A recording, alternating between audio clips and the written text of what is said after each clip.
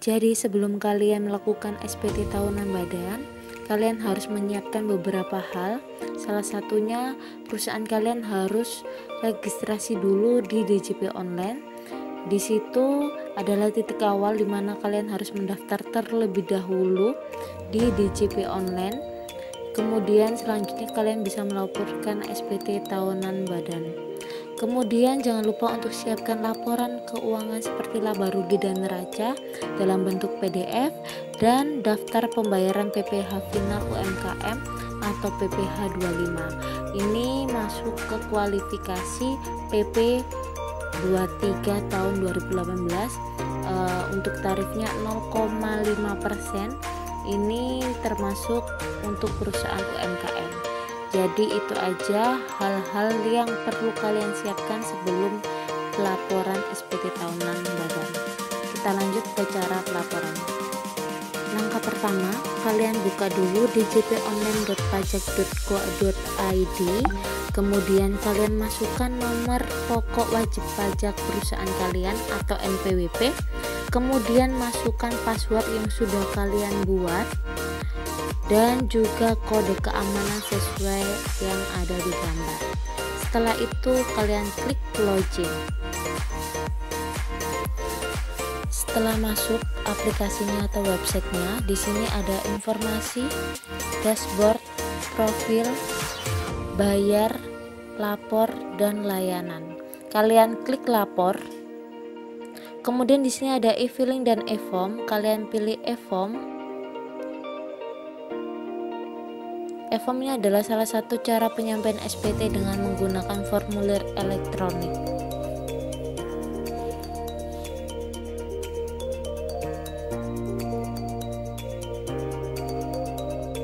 Setelah itu, kalian klik buat SPT.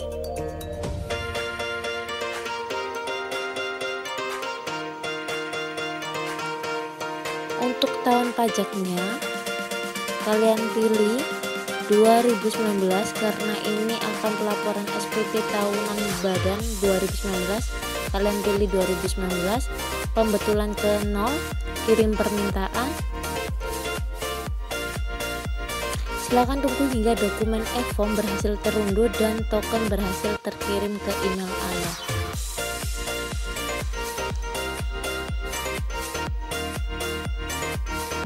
Setelah e-formnya terdownload di laptop kalian,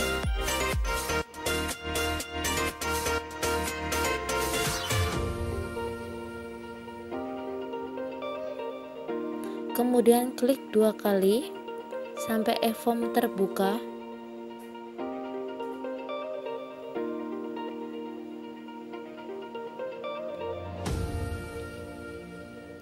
IBM Form Viewers 8.2.0. Ini masih loading untuk masuk ke formnya, masih menginstal.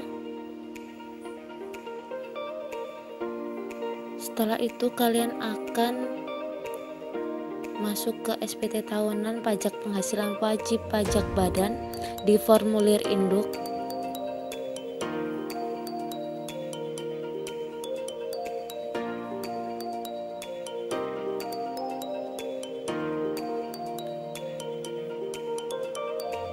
Di sini ada beberapa hal yang harus diperhatikan. Untuk lampiran induk 1771 SPT tahunan pajak penghasilan wajib pajak badan, kalian harus cek untuk NPWP nama wajib pajak, jenis usaha, nomor telepon. Jika ada garis merah atau tanda merah seperti ini, kalian harus isi. Jangan sampai dikosongkan karena kolom ini tidak boleh kosong.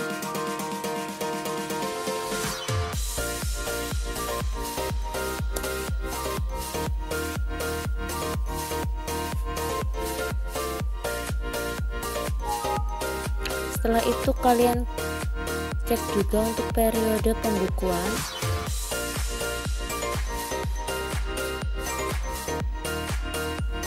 Kalian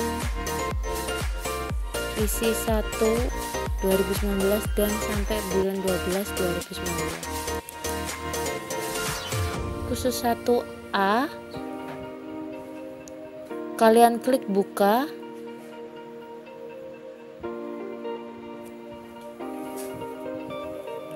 Di sini ada daftar penyusutan fiskal, ada kolom jenis harta, kelompok harta, nama harta, bulan perolehan, tahun perolehan, harta perolehan, nilai sisa buku fiskal awal tahun, metode penyusutan komersial, metode penyusutan fiskal tahun ini, catatan.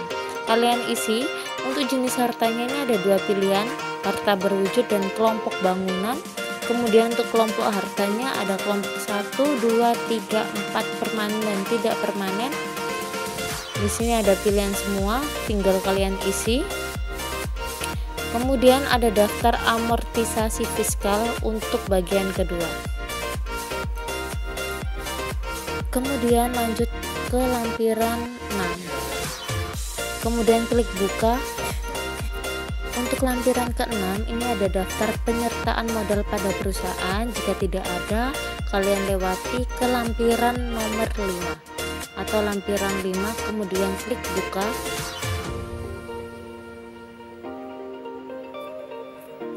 Untuk lampiran 5, di sini ada daftar pemegang saham atau pemilik modal dan jumlah dividen yang dibagikan. Kalian isi. Ini ada kolom nama, alamat, NPWP, jumlah modal rupiah atau persen, di sebelahnya ada persen, berapa persen, dividen.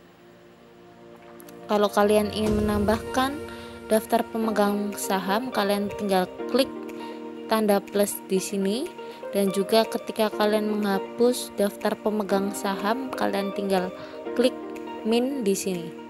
Kemudian untuk bagian B-nya, di sini ada daftar susunan pengurus dan komisaris. Kalian isi sesuai dengan daftar pemegang saham atau pemilik modal di atas. Setelah kalian ke lampiran 5 saat ini, dan kita lanjut ke lampiran ke-4. Klik buka.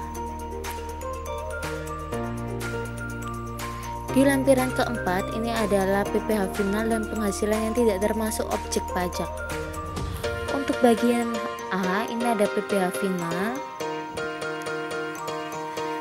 Kita langsung ke nomor 14. Di sini ada jenis penghasilan lainnya. Jenis penghasilan, DPP, tarif, PPh. Kalian isi untuk jenis penghasilannya PP 23 tahun 2018. DPP-nya kalian isi sesuai data kalian, tarifnya 0,5%, PPh-nya nanti akan otomatis setelah kalian isi DPP-nya dan tarifnya. Kemudian ketika kalian klik plus, ini akan menambahkan jenis penghasilan lainnya. Kemudian di bagian B ini adalah penghasilan yang tidak termasuk objek pajak, bantuan, hibah, dividen, iuran, bagian laba yang diterima, sisa lebih yang diterima. Jika tidak ada, dilewati saja. Kemudian lanjut ke lampiran 3. Di lampiran 3 ini adalah pemotongan atau pemungutan PPh pasal 22. Jika kalian ada, silakan diisi, jika tidak ada dilewati saja.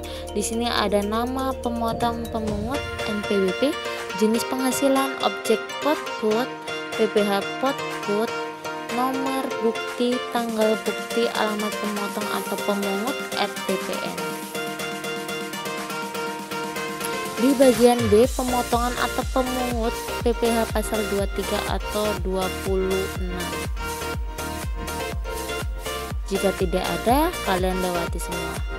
Kita lanjut ke lampiran kedua.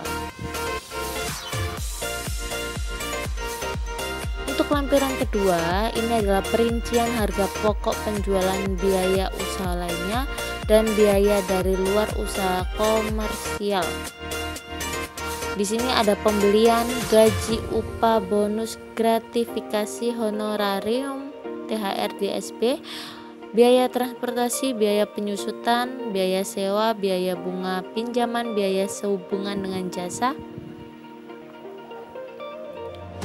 biaya piutang tak tertagih, biaya royalti, biaya pemasaran, biaya lainnya, persediaan awal, persediaan akhir. kalian isi sesuai data laba rugi yang ada atau yang kalian buat pada perusahaan kalian.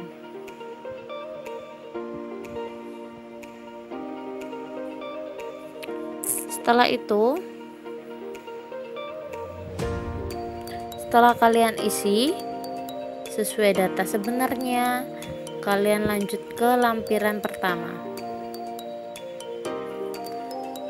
Untuk lampiran pertama, perhitungan penghasilan neto fiskal, ini adalah penentuan. Jadi secara otomatis harga pokok penjualan akan muncul. Kalian tinggal klik atau isi peredaran usaha. Jadi jumlah peredaran usaha yang ada di laporan laba rugi kalian masukkan ke sini untuk penjualannya. Nanti otomatis akan berkurang antara peredaran usaha dan harga pokok penjualan HPP. Kemudian setelah itu ke nomor 4, penghasilan yang dikenakan PPh final dan yang tidak termasuk objek pajak kalian isi.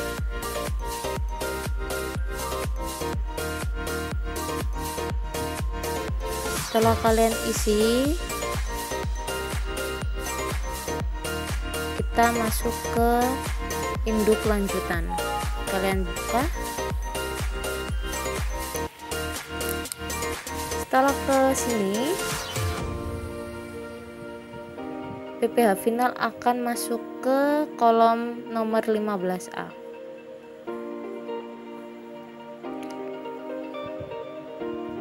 Kalian isi untuk tempatnya dan tanggal pelaporan serta nama lengkap pengurus atau kuasa dan NPWP-nya.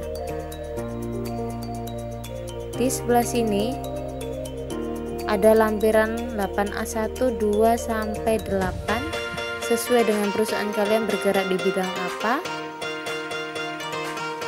Klik salah satunya, kemudian buka halaman. Setelah ini kalian masuk ke lampiran khusus SPT tahunan pajak penghasilan wajib pajak badan, transkrip kutipan elemen-elemen dari laporan keuangan. Di sini ada elemen dari neraca, kalian masukkan sesuai data real yang sudah kalian buat atas nama perusahaan.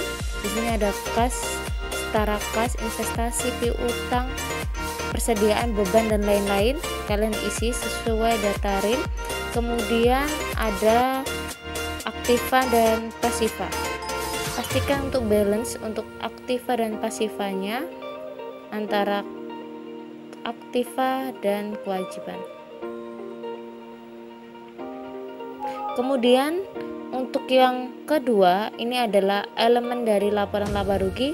Jangan sampai salah juga. Di sini ada penjualan bersih, pembelian, HPP, laba kotor, ada laba usaha, laba rugi sebelum pajak penghasilan, laba rugi dari aktivitas normal, laba rugi sebelum hak minoritas. Kalian isi, jangan sampai salah, pastikan sesuai dengan data real.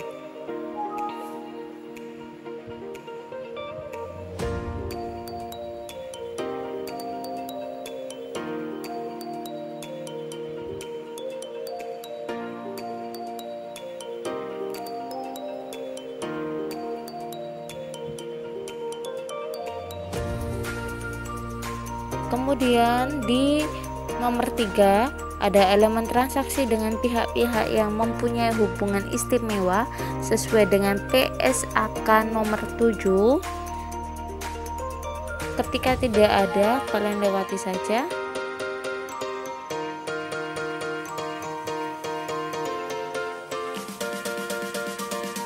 Setelah itu kalian klik tanda panah seperti ini sebelumnya.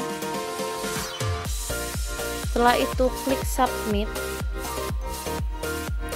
Masukkan lampiran yang berbentuk PDF, ukurannya maksimal 20 MB, rekapitulasi peredaran bruto PP23, file yang diupload berjenis PDF, ukuran maksimal 5 MB.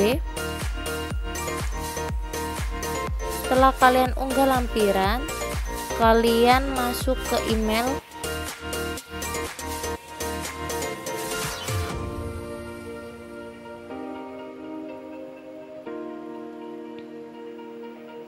Di sini akan ada kode verifikasi, kalian tinggal kopas aja.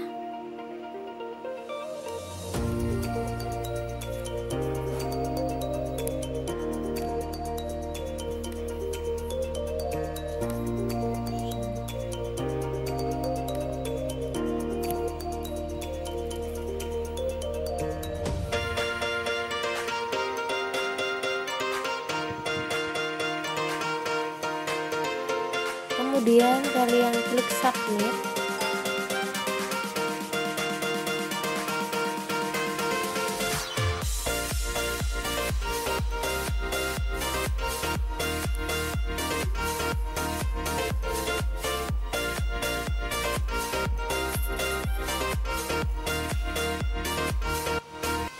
Setelah kalian klik submit, kemudian akan ada bukti penerimaan elektronik yang akan dikirimkan ke email perusahaan kalian. Jika kalian sudah sampai ke tahap ini, berarti kalian berhasil untuk melakukan pelaporan SPT tahunan badan. Jadi itulah tutorial bagaimana cara pengerjaan serta pelaporan SPT tahunan pajak badan 1771. Semoga bermanfaat untuk kalian semua video ini. Jangan lupa untuk like, comment, share, and subscribe di channel YouTube aku.